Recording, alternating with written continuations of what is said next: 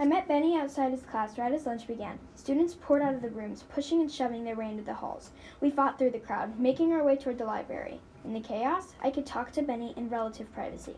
We got to move fast. I told Benny about the new teacher. There are now 2 Johnsons right here inside the school, and one of them is you-know-what. A super is what I wanted to say, but couldn't.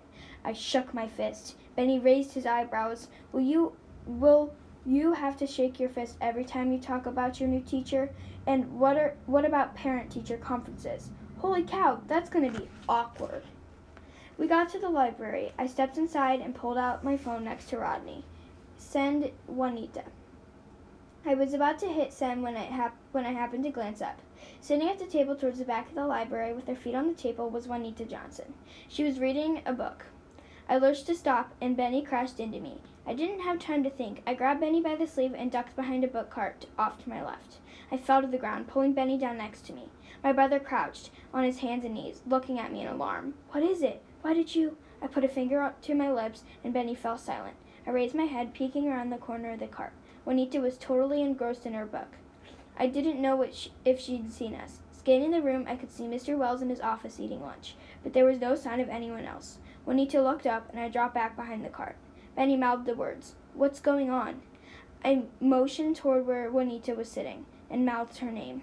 Benny peeked around the cart and whispered, "So, isn't the whole plan to talk with her and find out what the Johnsons did to our powers?" He shook his fist. "But she shouldn't be here," I said. "I was counting on surprising her. Rodney was going to send her a text, but it's like she knew exactly what..." And then it hit me. I smacked my forehead. "I'm so dumb." "What?" Benny asked. "We talked about our plan on the bus." "You're not making any sense," Benny said. "Juanita is a super, I explained. "That means she has super hearing. She probably sat in the back of the bus and heard every word we said. If she knows our plan, we could be walking right into a trap." "A trap?" Benny said. "In the library? What kind of trap can you set in the library?" "What is she going to do? I throw an 'I love to read' poster at us." My brother had a point. As long as Mr. Wells was watching, she wouldn't be able to use her powers against us. "This wasn't part of the original plan," I said. Benny shrugged. "We'll wing it." "Wing it?" I took a deep breath. "Okay, get ready." I stood up. Juanita was gone. Benny got up and looked around. "Well, that's a little strange," he muttered. In front of us was an open area. Tables where students could read on the dotted floor. The only way Juanita could have gotten past us was to walk through the door behind us. There was a desk to one side of the door where Mr. Wells checked out books. That left on the other place. She must have gone into the stacks," Benny said. To our right, a large bookshelf divided the open area in the stacks. Our library is a little different from most other schools. One of the parents in the school district made a lot of money selling mechanical bookcases to big universities and public libraries. When they remodeled our school about 5 years ago, the parent donated one of these systems. The bookshelves are mostly crammed together, with just a few aisles between. When you press a button on the side of the bookcases, the aisle in front of you opens up, and somewhere else the bookcase is closed. The good news is, this allows you to pack more books in a smaller place. The bad news is, it's a supervillain can use this to her advantage. Benny," I said. "Yeah? I think I just realized how Juanita could spring a trap." I pointed to the area of the library into which Juanita had disappeared. "With one press of a button, she could smash us flat." Benny shook his head.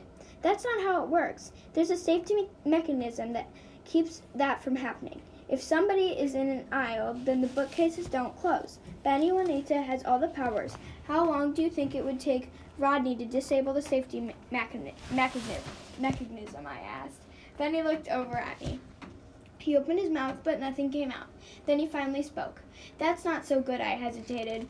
We were still standing close enough to the door that we could run away. Students were walking through the halls on the way to the cafeteria. Juanita might not dare to attack us in the open, but if we went back into the stacks, we'd be out of sight of both the students and Mr. Wells.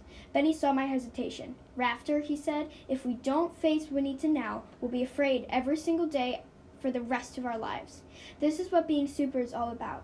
I wondered if this was the ferocious courage Grandpa talked about, or if it was the healthy dose of insanity. Maybe it was a little of both. "Stay close," I said. "We'll go into the stacks just long enough to lead Juanita back into the open area." "Got it." Benny nodded. A long bookcase stood before us. On the left was a walkway leading back into the stacks. A large mural of split rock was painted on the wall. On the right was another walkway, also leading into the stacks. I walked slowly down the walkway to the left. I kept my eyes trained tight, searching for Juanita. When we reached the back wall, we still hadn't seen her. "Where did she go?" Benny asked. "She must be hiding on the other side," I whispered. "Either that or she's invisible." We stood in the corner of the stacks with the mural behind us. I felt more than a little claustrophobic. We could scoot to the other walkway, but that meant walking between a bookcase and a solid brick wall. Juanita would be able to close the shelves on us. It's like being stuck between a rock and bookcase. Benny was trying to be funny, but his voice sounded nervous. I took a step into the aisle. There was about 3 feet between the brick wall to my left and the bookcase to my right. The shelves didn't move fast, but Juanita might have modified that as well. The bookcase loomed like a wave, wanting to crash over us. I took another step, and then another. We were halfway back down the aisle when I heard Juanita's voice pierce the quiet library. "Show me what you've got, villains. Make your move." I stopped dead in my tracks. My brain couldn't register what she had just said. Benny spoke from behind me, calling into the shelves.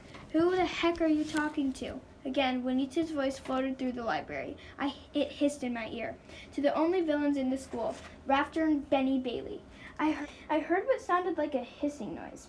Benny twirled his finger around his ear and mouthed the word cuckoo. "We're not villains." I felt like an idiot for stating such an obvious fact. I also felt like an idiot for talking a bunch of books on a shelf. My words were met with a burst of laughter. "Right? Not villains. You boys must think I'm a moron." "Now that's the first thing you've said that makes sense," Benny said. The floor began vibrating under my feet. The shelves were moving. Aunt Verna once told me that a little bit of knowledge never hurt anybody, but Aunt Verna had never been trapped in the stacks with a super. We were about to get crushed by knowledge. I spun on my heels and pushed Benny back towards the mural to safety. I couldn't be sure that the bookcases were closing in on us, but we got to the end and I turned around. I saw the stack slowly close against the brick wall. At least Juanita hadn't adjusted the speed. "That is a serious misuse of school property," Benny said, shaking his head. My goal had been to lead Juanita into the open area, but now I was mad. "Come on," I spoke so that only Benny could hear. "We're done being pushed around." I walked past several bookcases until I came to an open aisle. I took a few steps and then bent over, peering between the books on the shelves. I saw a pair of jeans among the stacks. Juanita was 2 aisles in front of me, walking carefully toward the mural. I stood up and moved the opposite direction. I wanted to circle around and come up behind her, but Benny followed. "Lie all you want," I said loud enough for Juanita to hear me. "The Baileys are the unfolders of truth and justice in Split Rock." "So you Baileys decided to destroy the White Knight diamond in the name of the truth and justice?" There was another spitting sound. "No, we kept you from stealing it." I got to the end of the aisle, turning right around the corner, and entered the aisle where I'd seen the jeans. Juanita was crouched down, looking between the shelves. I wondered why she wasn't using her X-ray vision. When she spotted me, she stood up straight, knowing she'd been caught. Her face flushed, and for a moment I thought she looked uncertain. Then she scowled and folded her arms across her chest, her dark curly hair falling over both shoulders. Juanita Johnson did not look nice. I could almost imagine fire lasers or lava shooting out of her eyes. I had to will my feet to stand firm. Benny came and stood next to me, and that helped. "Oh, that's a good one," Juanita says. "Breaking into a museum, destroy a national treasure, and then try to blame it on us? Your family is always involved in evil plans." She continued, "Like the battle last fall when you tried building a giant laser in the thermal underwear factory." "A laser in a thermal underwear factory? Can you even hear how crazy you sound? Why would anybody do that?" "Because you Baileys are all crazy," Juanita turned her head and split. There was a garbage can in the general direction she turned. I doubted she could be that accurate. "That's just like vandalism," Benny said. "You might as well spray paint the mural." I wondered how I could get Juanita back out into the open, and then realized I could beat her on her own game. I reached up and pressed the button on the side of the bookcase. The grinding under our feet resumed as the stacks began to slide. I ran toward the open area of the library with Benny on my heels. I cleared the end of the stacks and froze. Mr. Rolfe sat in his desk, talking to my new teacher, Mr. Johnson. Back into the stacks, the game of cat and mouse was getting intense. There were too many cats. To leave the library, we had to walk right past the supervillain, but if we kept running around inside the stacks, we risked bumping into a supervillain. We couldn't go left or right. We couldn't go forward or back, and that left only one option, up. Finding an open aisle, I placed my foot on the lowest shelf, testing its strength. I climbed hand over until I got to the top of the shelf. Crawling on top of the bookcase, I turned around and motioned for Benny to come up. He started to climb. Benny was almost to the top when I heard a familiar rumble and looked down. The bookcases were closing in on him. "Benny," I whispered, "give me your hand." "I can't." Benny clung to the bookcase. "If I give you my hand, I'll fall." Oh no, I'd forgotten Benny didn't like heights, but there was no time to argue. Lying flat on my stomach, I grabbed the opposite side of the shelf with one hand, and then reached down with the other and grabbed Benny's belt. I pulled hard, halting him to one side of the aisle. The stacks closed together, just missing his right leg. Benny and I lay flat on the shelves. My brother gasped and hung on for dear life. "You just give me the mother of all wedgies," he said. And I can't even let go to straighten things up. I got to my feet, crouching low so I wouldn't be seen by Mr. Wells or Mr. Johnson at the front of the library. Juanita had to be further back in the stacks, which meant there was now gapping between her and me. I looked down. The carpet didn't look that soft, and if we got caught jumping on top of the bookcases, somehow I didn't think Mr. Wells would be too happy about that. But I was a superhero. Risk was just a part of the job description. I split into my hands and wiped them on the bottom of my shoes. I didn't want them to slip on the dusty bookcases. I stepped to the edge of the shelves, bent over, and jumped. As soon as I was airborne, I heard the bookcase rumble. My instinct took over. The shelf I was jumping was sliding forward now, and I was heading towards an empty space. I collided with the side of the shelf, unable to stop, but I pushed myself off almost as soon as I touched it. Instead, falling into the new aisle that was opening up, I went further, and I meant to roll and landed on top of a group of bookshelves, rolling onto my side. Luckily, there were 5 shelves pressed together, and I had time to bring myself to a stop. Benny was still hanging onto the top of the first bookcase for dear life, but he managed to give me a thumbs up and a grin. I pointed my eyes with 2 fingers, and then to Benny I motioned in the direction of Mr. Wells and Mr. Johnson. I wanted Benny to watch and give me some kind of signal if either of them moved. Benny nodded and scooted to where he could watch. I only hoped that he understood.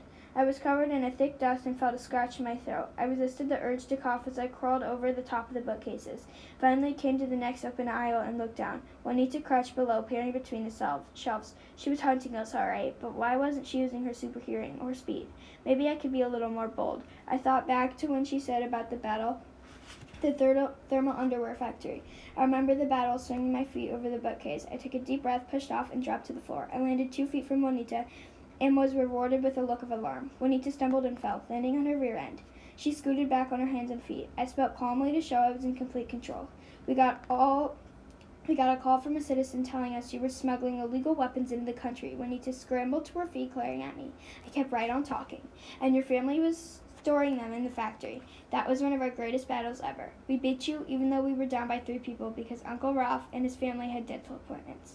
I don't know what I'm expecting. Maybe from Juanita to attack, or for her to keep telling lies. I was ready for anything, except what happened next. Juanita softened. The anger in her face vanished and turned into confusion. "We weren't smuggling weapons," she said. "What are you talking about? The thermal underwear factory?" Juanita looked like she was trying to read my mind.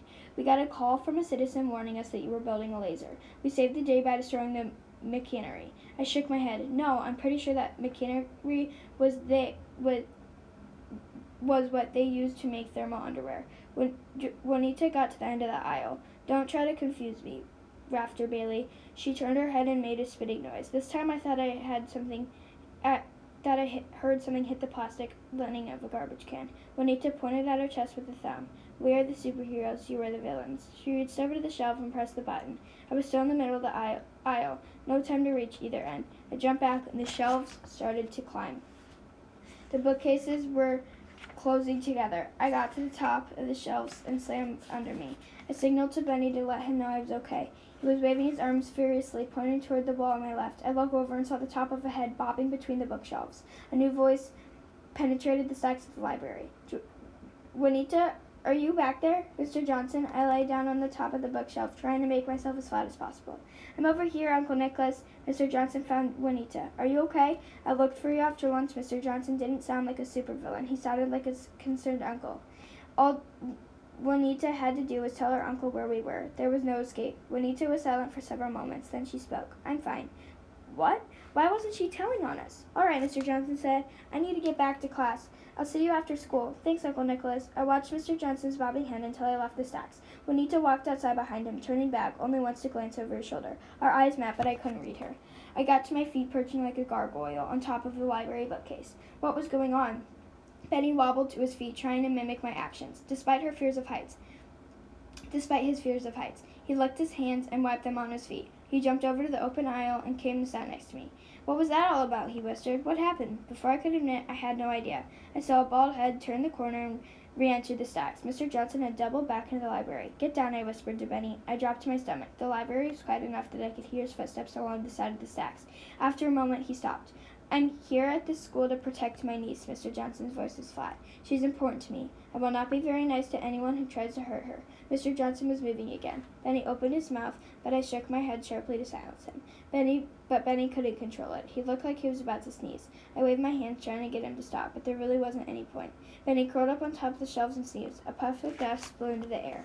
I froze in terror. I was certain that Mr. Johnson was fine just now. There was a horrible pause, and then the shelves started to move once again. Benny scrambled, afraid. His legs slipped over the edge of the shelf, just as the bookcase he was standing on, moving up against the back wall.